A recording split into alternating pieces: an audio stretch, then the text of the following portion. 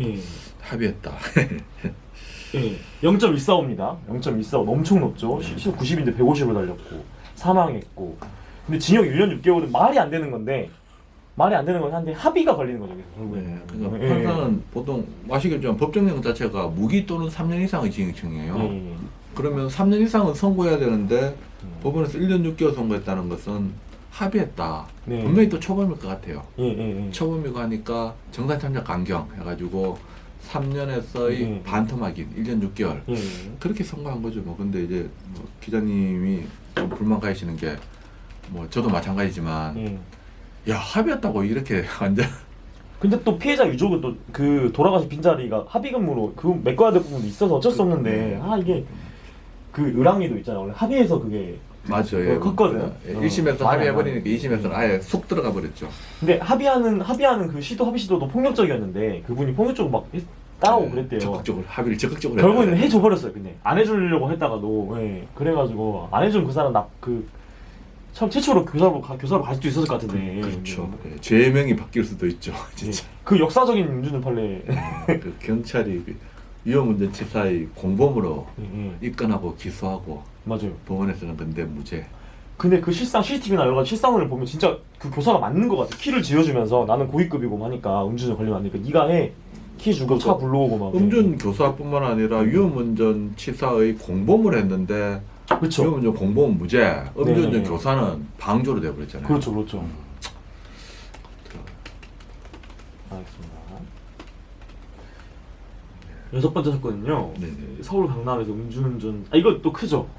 예. 뉴스 번째. 예, 아주 많이 나오는. 이게 거죠. 벌금 대낮에 4시쯤인가 4시 50분인가 그랬어요. 선생님 이런 사건도 그러니까 있을 것 같긴 한데 인창호법 걸렸죠. 도주치사 걸렸죠. 인식기법도 걸린 거 아닙니까? 지금. 그래서 제가 봤을 때 이거 민식법 당연히 따라오고요. 예. 지금 위험운전치사 이 부분 또 이 처음에 이거 수사관 경찰관이 위험운전치사하고 어린이 보호구역치사 민식이법 윤창호법 이거 2개 가지고만 구속영장 신청했어요. 예. 그러니까 보통 아까 이야기 드린 것처럼 구속영장 신청할 때 대부분 사건이 정리되다 보니까 뺑소니가 빠진 거였어요.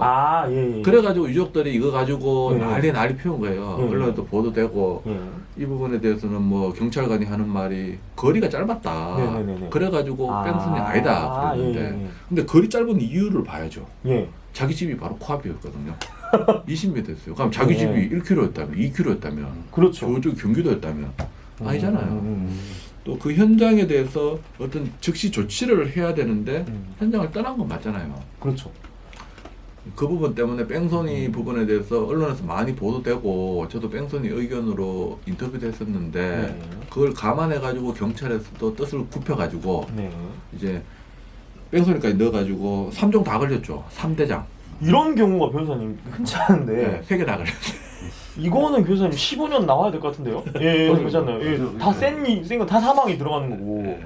맞아요. 그래서 봐야 되는데 어떻게 될지 한번 합의하면 또 이게 뭐또 그러니까 들어가 버리죠. 이거 합의 돈을 얼마 어쨌든 변호사님 근데요. 스쿨존 음주치사 자체만으로도 무겁고 스쿨존에서 음주운전해가 사람 죽이고 예고 뺑소니.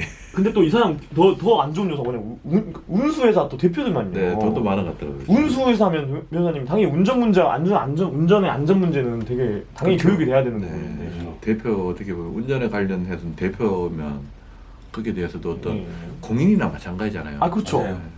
그러니까 이분은 거의 그랜드 슬램이에요. 이런 교통 범죄자 그랜드 슬램인 거면. 네, 그리고 또 사실 뺑소니 부분 또 논란이 돼요. 이거 저는 좀 제 개인적으로는 이것까지 뺑소니로 보는지 안 보는지 법원의 판단도 한번 솔직히 이게 어디까지 보느냐 이게 사실 20m를 거리를 보느냐 아니면 사고 현장을 떠나고 난 뒤에 돌아와가지고 뺑소니 치고 난 뒤에 자수하는 개념으로 보느냐 그 어디까지 보는지 한번 좀 법리적으로는 좀 유의미하다 그래야 되나? 네, 그 전까지 일반적인 뺑소니 양태들이 있는 거니까. 그래서 대부분 판례들도 있긴 있는데 뭐 40m 갔다 돌아온 경우도 뺑소니를 보기도 하고 뭐 하우시 판례 중에는 40m인 골목길로 갔다가 뭐 이걸 뺑소니를 봤던 것도 있는데 이번 사건 같은 경우에 그런 범주로 본다면 될 것 같기도 한데 또 20m면 너무 짧지 않느냐 또 갔다가 온 경우 뺑소니 안 본 판례들도 있거든요.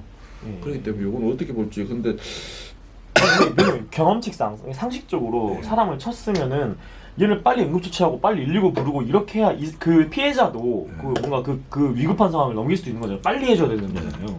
그러니까 사고 후 조치를 빨리 해줘야 되는 건데 그거를 20m밖에 안 됐으니까 그게 아니라 20m라도 방치하고 났으면은 1분이라도 그 사람이 방치되는 수가 있는 거거든요. 그러면은 누군가 얘는 생사에 갈린 길인데. 근데 이래 있어요. 아까 말한 그건 사고 미주치죄에 관련해서 예, 할수 있는 별도로 거예요. 있고, 네. 뺑소니. 거기서 뺑소니 도주까지 들어가요. 이해했어요. 그래서 이거를 도주로 볼 수 있냐면 이게 가장 중요해요. 어차피 사고 미주치죄는 돼요. 아무 조치도 안 하는 건데. 근데 집에 갔다 온 걸 도주로 볼 수 있어요. 이런 경우 있거든요. 거리가 차라리 100m가 되더라도 고속도로 가지고 차 댈 데 없어가지고 대고 왔다. 이러면 도주가 아니에요. 그렇죠. 뭐 즉시 구호할 수도 없었으니까 이건 뺑소니가 안 되는 거예요. 그런 차고를 놔두면 더 위험하다. 2차 사고 나. 네, 2차 사고 나니까 사고 방지하기 위해서 차 빼고 뭐 이렇게 교통소통을 위해서 차를 뺐다. 이거는 100m를 가든 200m를 가든 뺑소니가 안 되는데 지금 같은 경우는 교통소통에 방해되는 것도 없는데 자기 집에 갔다 왔단 말이에요. 어쨌든 이해했습니다. 이 사람이 차라리 좀 더 현명한 사람이었다면 야, 차를 여기 두면 안 되잖아요. 또 차가 오니까. 그래가지고 일단 주차할 데도 없어가지고 우리 집에 주차하고 제가 이렇게 빨리 나온 겁니다.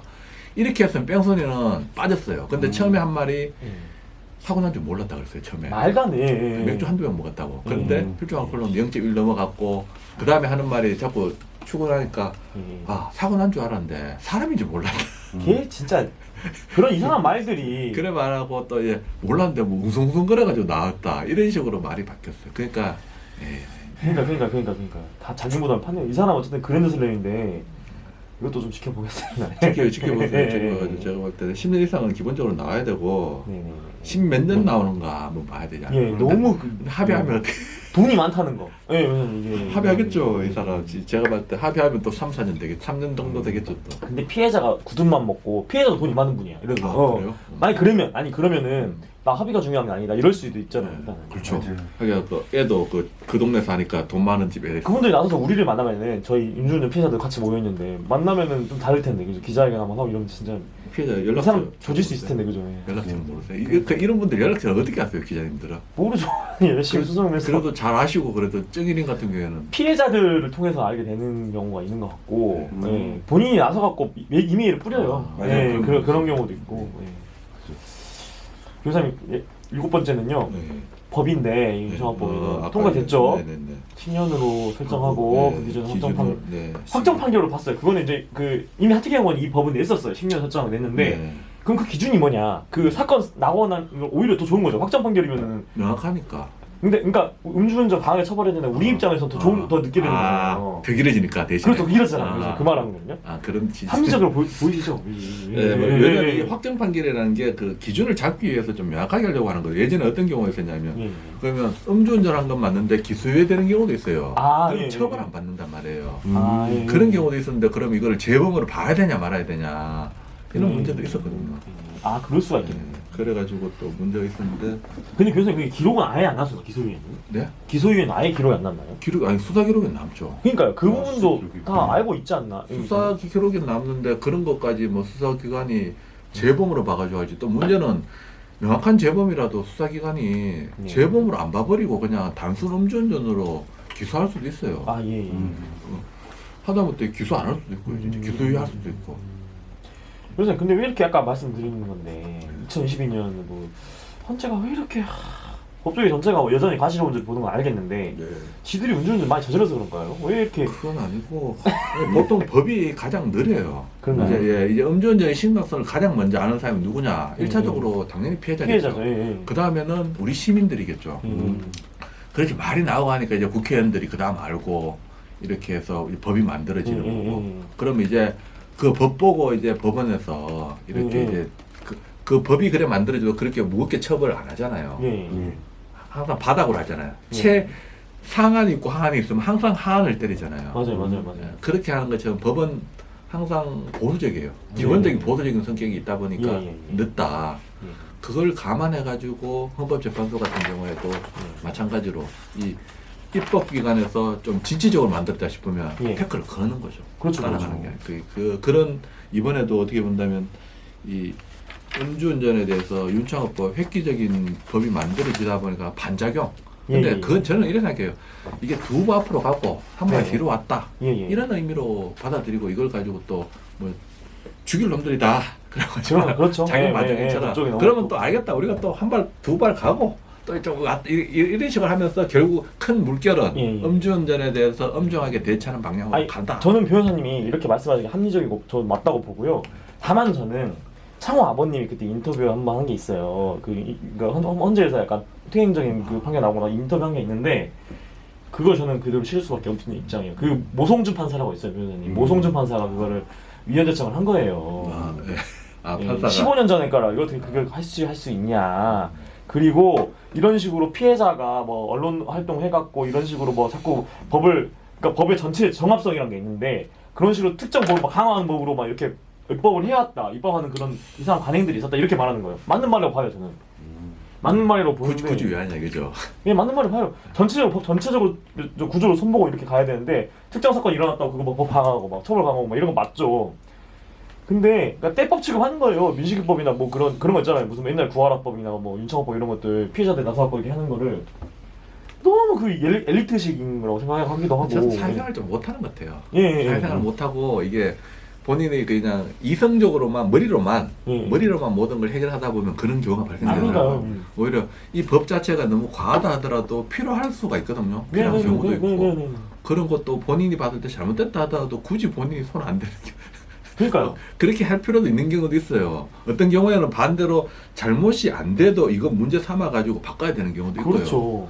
근데 제가 볼 때는 이 부분은 아니 왜냐면 변호사님 판사는 항상 무난하게 가는 직종이잖아요. 무난하게 가려고 안 튀려고 하는 건데 왜 굳이 이런 튀려고 하는 명분이 음주운전 처벌을 약화시키는 걸 튀려고 할 필요가 있어요. 뭐, 변호사님 그럴 필요 없잖아요, 변호사님 굳이 왜 이런 짓을? 저도 보통 판결 받다 보면 좀 납득하지 못하는 판결 많이 받거든요. 판사들이 예. 이걸 왜 건드는지 예. 어떤 경우가 있냐면 근데 이제 피해자가 잘못을 많이 한 건 참 많이 했어요. 예. 교통사고 피해자인데 1심에서 과실 비율을 5대5로 했어요. 그럼 보험처리 끝나잖아요. 그런데 오히려 보험사에서는 이거 무과실이다. 오히려 치료비 내놔라. 이렇게 하면서 반성까지 들어왔어요. 그럼 사실 제가 판사면 뭐 구체적인 과실 비율 몇 대 몇으로 나눌 수는 당연히 있겠죠. 근데 이제 이걸 100대 0으로 뒤집어 버리면 오히려 치료비까지 토해내야 된다. 이 생각은 당연히 해야 되지 않겠어요, 판사가? 근데 굳이 거기에 대해서 아예 돈까지 토해내도록 만드는 판결을 하는 게 맞느냐? 1심 판결이 엉터리로 한 것도 아니고 바뀐 게 하나도 없어요. 그냥 자기 생각이 그렇다고 그걸 뒤집어 버린다. 난 저는 그런 거 볼 때